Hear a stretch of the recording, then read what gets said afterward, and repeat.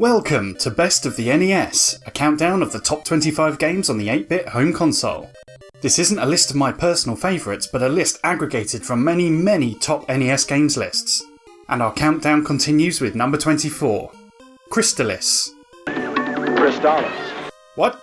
Crystalis? I've been saying it wrong for years! Why didn't anyone tell me? Oh, for f***'s sake. This action RPG by SNK didn't make much of a splash when it first came out, but in recent years it's developed a bit of a cult following. The only thing I know about the game is that it nicked a bunch of ideas from the animated film Nausicaa of the Valley of the Wind. But everyone mentions that, so I'll try to avoid doing the same. Except just then. On the 1st of October 1997, the world ended. Oh man, I just pre-ordered GoldenEye! Humanity was nearly wiped out in the Great War, and mutants now roamed the land. The survivors, keen to avoid repeating the mistakes of the past, built the Sky Tower to protect the world from evil. They then abandoned all knowledge of technology and revived the ancient art of magic. 100 years pass and a new evil has arisen. The magician Dragon has combined his knowledge of magic with technology to subjugate the people and create a new evil empire. Obviously, idiots. Dragon now seeks the Sky Tower so he can spread his empire even further. The only thing that can stop him are 4 elemental swords, but these have been scattered to the 4 corners of the world. If only a brave hero with amnesia would conveniently appear to save the day. Oh. Yay! You emerge from a cave outside the village of Leaf. The townsfolk believe you to be the saviour foretold in prophecy. The elder hands you the Sword of Winds and begs you to end Dragon's tyrannical rule. So go do that. At first glance, Crystalis appears to be an RPG. You have life, magic, experience and gold. You can equip different swords, shields and armour, fill an inventory with healing herbs and magic spells. You know the drill. But head outside of Leaf and surprise! Action game! Sweet! Armed with your sword, you can do a pretty piddly stab, but that's not very effective. Instead, hold the attack button to charge your force.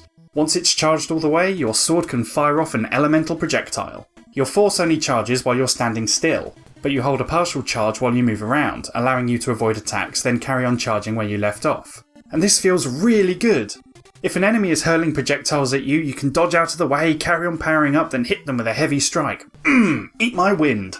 Throughout the game you will find 4 elemental swords. You start with wind, but you will also find swords of fire, water and thunder.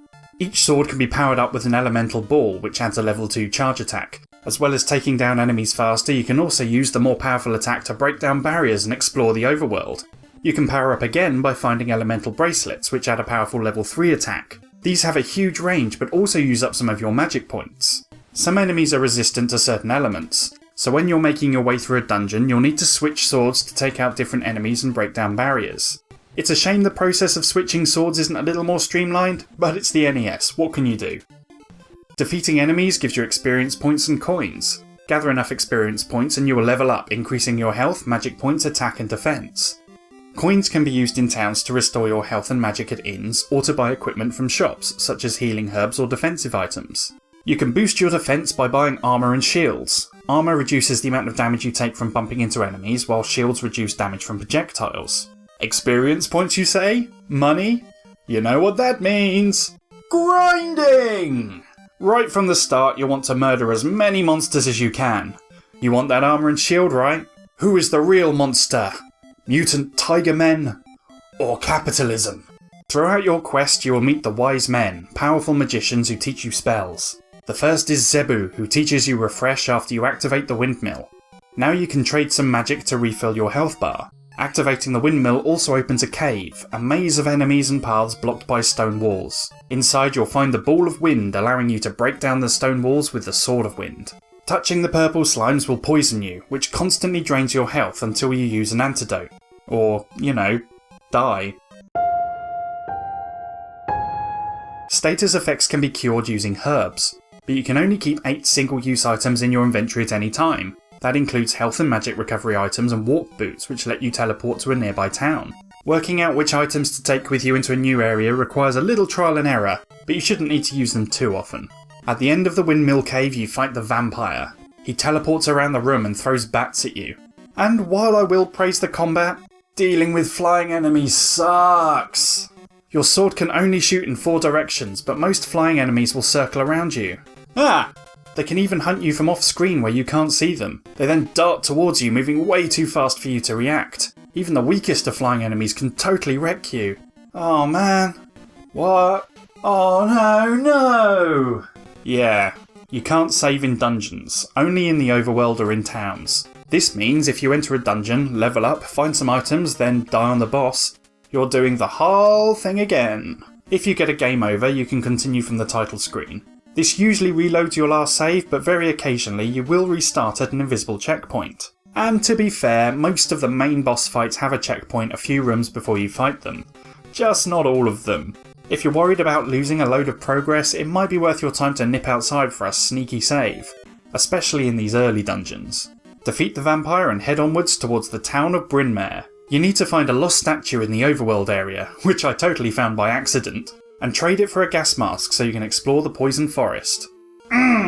Cross the poison forest to the dwarf town of Oak, where everybody just tells you to go in peace. Huh. Well, now what? This is one of the bigger issues I have with the game. It's really bad at communicating what you're expected to do.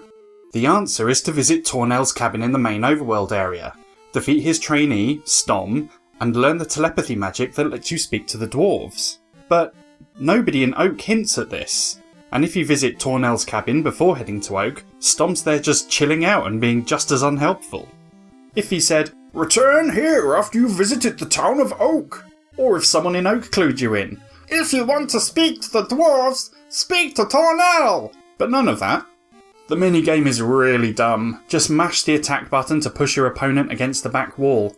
Apparently you will always lose this the first 2 times you play. Padding!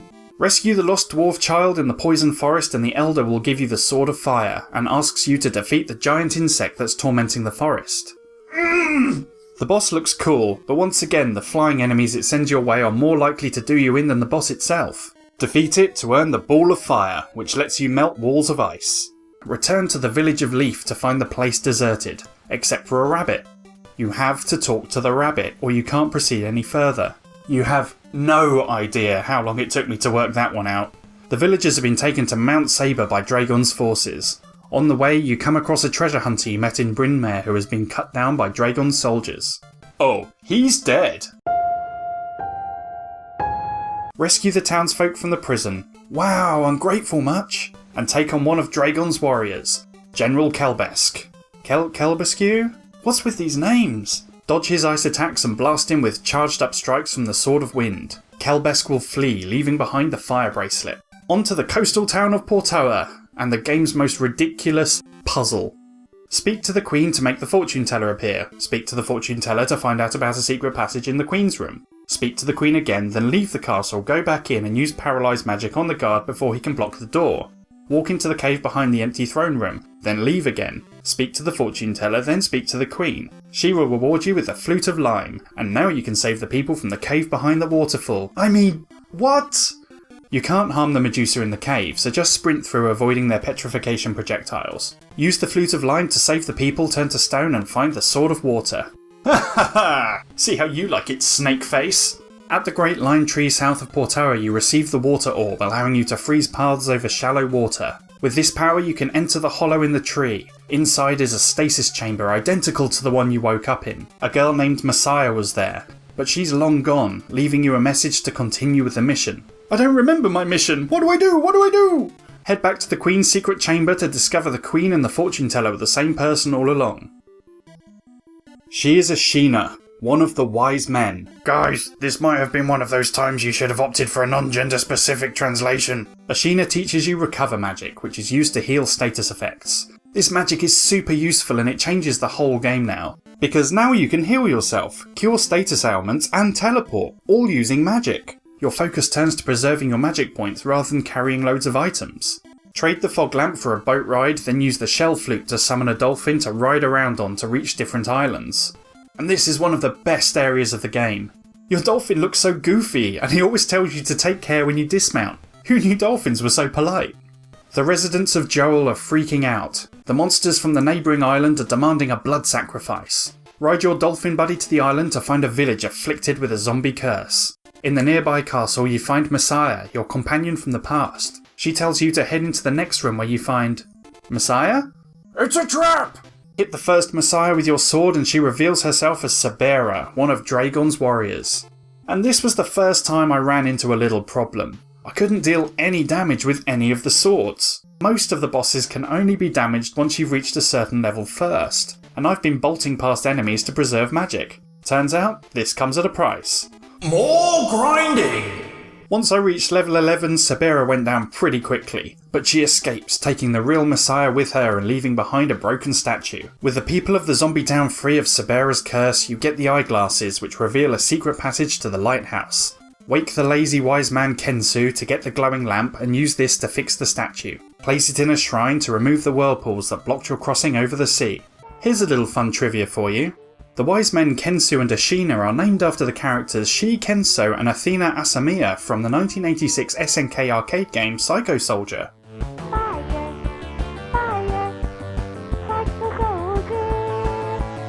The next island you reach is the home of the Dragonian Empire, and this is where the story starts to get really interesting. The residents of the town of Swan are blind to the atrocities of the Empire, choosing to drink and dance and sing the Emperor's praises. After recovering an item for Kensu, he will teach you the change spell. Now you can change your appearance into one of 4 forms. If you change into an Imperial soldier and speak to the happy-go-lucky townspeople, they all fall silent, fearful even. This is really interesting. They look like they're living carefree lives under the protection of Dragon, but they're living in fear of the Empire just like everyone else. Perhaps they've watched as dissenting voices have been taken away and killed. Now all that remains are the cowards who choose sycophancy and self-preservation over resistance. A commentary on life under fascism, in an NES game of all places. You can also gain access to the women-only town of Amazonas by changing into a lady, and trick people into returning borrowed items to you. Its uses may be limited, but it's a really fun spell to use. On the slopes of the active volcano Mount Hydra, you find the hidden town of Chiron. The wise men and many of the other characters you've met along the way have holed up here in preparation for the final assault on the Empire. You receive the key to the Temple of Styx. Inside you have no choice but to take a ton of damage as you pass spitting statues and cross a huge bed of spikes, all in service of laying your hands on the Sword of Thunder. You are teleported back to Chiron where you meet the leader of the wise men, Azteca, the Grand Poobah. He begins to fill in some of the gaps in your memory. 100 years ago, following the Great War, the people were afraid that evil would rise again. You and Messiah were each placed in stasis to await such a time when your skills could be used to combat that evil. The wise men tried to guide the people on a path of goodness with magic, but one of the wise men, Dragon, abused that power. He corrupted the 4 greatest warriors to his cause and built his world-conquering empire. In the face of great despair, the wise men spread the legend of the sleeping heroes to give the people hope. Sorry. Poobah. Now Dragon is trying to harness Messiah's power to extend his empire even further. You must head to Dragonia's castle and rescue her. Making your way through more spitting statues, you reach an impenetrable iron gate. But then a telepathic message. Chiron is under attack. Upon returning to Chiron, you find your friends dead or dying. You enter the temple to discover the fate of the wise men, but instead you are faced by Dragon's warrior, Mado. You take him down with the Sword of Water, but he escapes back to Dragonia Castle, leaving behind the Thunder Orb. The resistance has been shattered, and the wise men captured by Dragon's forces. Dragon, I shall avenge my friends and stop your plan. Sorry, I was still thinking about the thing. I spent nearly an hour levelling up outside of Dragonia Castle until I reached the maximum level of 16, and I earned so much money I was easily able to afford the best armour and shield money could buy. The powered up Sword of Thunder fires in multiple directions as well, making it way easier to hit flying enemies. God, about time! In Dragonia Castle you take on each of the warriors again, but this time they have new attacks. Each time you defeat one, you free one of the wise men and your health and magic is replenished. When you find Kensu, he's been transformed into a monster. Defeat the sorcerer warrior Carmine and you'll receive the ivory statue that can return Kensu to normal. He then teaches you the final spell. Fly. Now you can levitate over rivers and chasms and reach all those areas you couldn't before. You can get your hands on some of the game's most powerful items like the Psycho Shield and Power Ring. Even with his warriors defeated, Dragon still won't give up on his dreams of conquest, as he seeks to use Messiah to summon the legendary Sky Tower from ancient times. He flees to the pyramid in the desert and you give chase. You finally confront the Emperor Dragon. Refusing to give up, he begins his attack. It's time to put all of your powers to the test and... Oh. Alright then. You receive the Psycho Armour, and Azteca gives you the Bow of Truth. Use the bows of Sun and Moon to destroy the desert's guardian statues and make your way to Dragon's chamber. Firing the Bow of Truth, you reveal Dragon's true form. He's a dragon. Surprise! To defeat Dragon, you have to be level 16 and wearing the Power Ring. Only a fully charged bolt from the Sword of Thunder is enough to do damage to his scaly hide. Dragon falls and the wise men appear. Azteca is mortally wounded. He confesses that he tried to banish all negative thoughts from his own mind, but Dragon fed on them telepathically and became obsessed with power. The Sky Tower was programmed to detect the presence of evil, and if necessary, wipe out humanity to prevent another calamity like that of the Great War. Messiah is waiting for you to put an end to it. Climbing the Sky Tower and destroying the Sentry robots, pre-recorded messages play. You and Messiah were two scientists who constructed the Sky Tower, and you were preserved in time to witness the future and judge if humanity was worthy of survival. When the tower was activated by the presence of evil, so were your stasis chambers. You catch up to Messiah and she transforms your elemental swords into the ultimate sword, Crystalis. They finally said it! The tower's assault is about to begin, and to stop it you must defeat the heart of the tower, Dinah. You have to hit the Eye of Dinah with charged blasts while dodging its weapons and laser beams. Eventually you hit it with the killing strike, and it shuts down. You thrust the sword into the reactor, triggering the tower's self-destruct sequence. You and Messiah make a run for it. The credits roll and we see our heroes made it to safety. They watch the Sky Tower fall from the sky and crash over the horizon. Crushing an orphanage. The end. Before this review, I hadn't played Crystalis, so would I put it in my top 25? Maybe? I enjoyed Crystalis a lot. It's incredibly ambitious for an NES game, and was doing things we'd see a lot more of in the Super Nintendo era. The graphics are bold and colourful, the music and sound design is excellent, and it tells a weird story in a captivating way. By the way, if you read the story in the instruction manual, it doesn't match up with the story in the game at all, just ignore it. The elemental sword combat can be really satisfying, blasting enemies feels fantastic, and even the bosses stay varied and interesting throughout the adventure. But where most of its ambitious experiments were hits, a handful had some really rough edges. The sequence of events through the game is very linear and often badly signposted. There were loads of times I just got stuck, and whenever I checked a guide to figure out what I was supposed to do next, my response was always, why though? While the combat is superb, some enemies are simply not designed with it in mind. You know you've got a problem when a flying bug is more likely to kill you than a boss battle. And it would be nice if switching swords was a little faster for those dungeons where you're doing it every few steps, just to keep the pace up. Some of the reviews I've read for the game are positively glowing, calling it the best game on the NES, even the best game they've ever played. I'm not quite there, but I can see why someone who discovered this obscure gem would fall in love with it.